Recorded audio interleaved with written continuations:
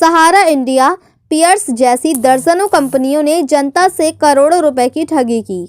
उत्तर प्रदेश के जनपद मुरादाबाद में सहारा इंडिया परिवार, पल्स, पियर्स इंडिया कॉरपोरेशन, दर्जन ऑल इंडिया कंपनीज एवं सोसाइटीज ने जनपद के हजारों नागरिकों को धोखाधड़ी से ठगा है और राज्य एवं केंद्र नियमों का उल्लंघन करते हुए गिरोहबंद होकर जनता से करोड़ों रुपए की ठगी की है।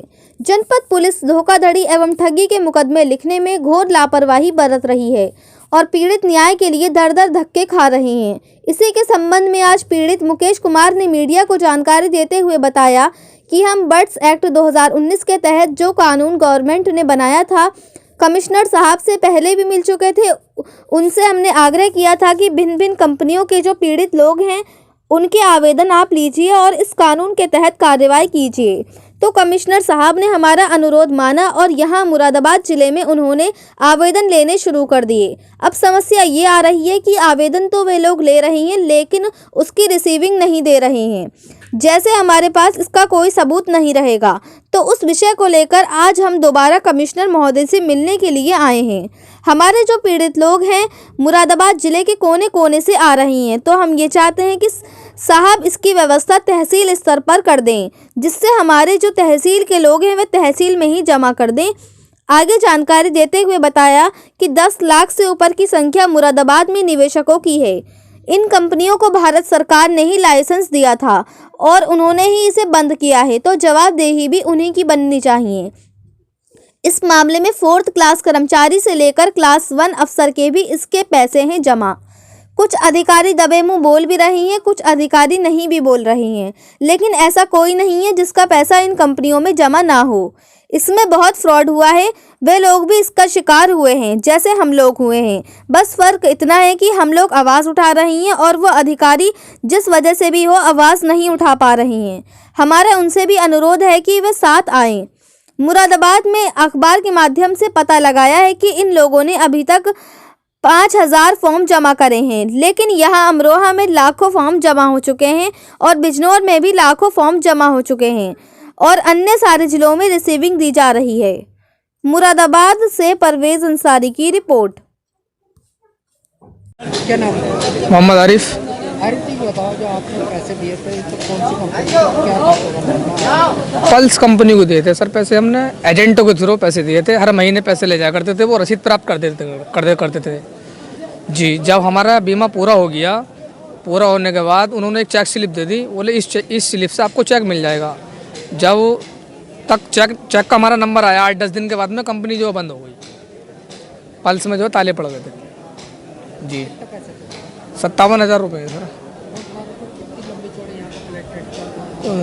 हज़ारों आदमी है सर, करोड़ों अरबों खरबों रुपए है सर। कचहरी में खड़ा हुए हैं सर जी, फॉर्म हाथ में। क्या लग गया, क्या रहा अधिकारी सर? अधिकारी से तो हमारी किसी से भी अभी तक कोई मुलाकात ऐसी हो नहीं पाई है। क्या मिल सकता नहीं मिल सकता, जैसे सब लोग लाइन में लगा हुए वैसे ही हम लगा हुए। उम्मीद तो है सर, जब गरीबों का पैसा मिलना चाहिए। कितनी उम्मीद सर? उम्मीद तो पूरी है, मेहनत का पैसा मिलना चाहिए। 90% उम्मीद तो हमें है।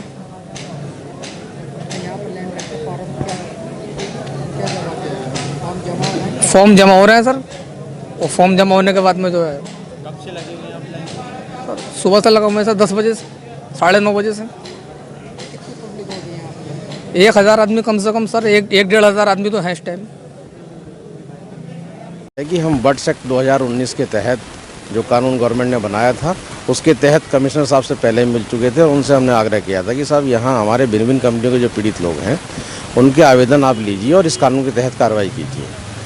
तो कमिश्नर साहब ने हमारा अनुरोध माना और यहाँ जो है मुरादाबाद ज़िले के अंदर उन्होंने आवेदन लेना शुरू कर दिए। लेकिन अब समस्या ये आ रही है कि आवेदन तो वो लोग ले रहे हैं लेकिन उसकी रिसीविंग नहीं दे रहे हैं, जिससे हमारे पास इसका कोई सबूत नहीं रहेगा ताकि हम अगली बार उनसे पूछ सकें कि भी इस आवेदन का क्या हुआ।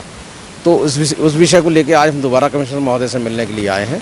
अभी उन्होंने समय दिया है, तो अभी हमारा एक प्रतिनिधिमंडल जाके मिलेगा उनसे।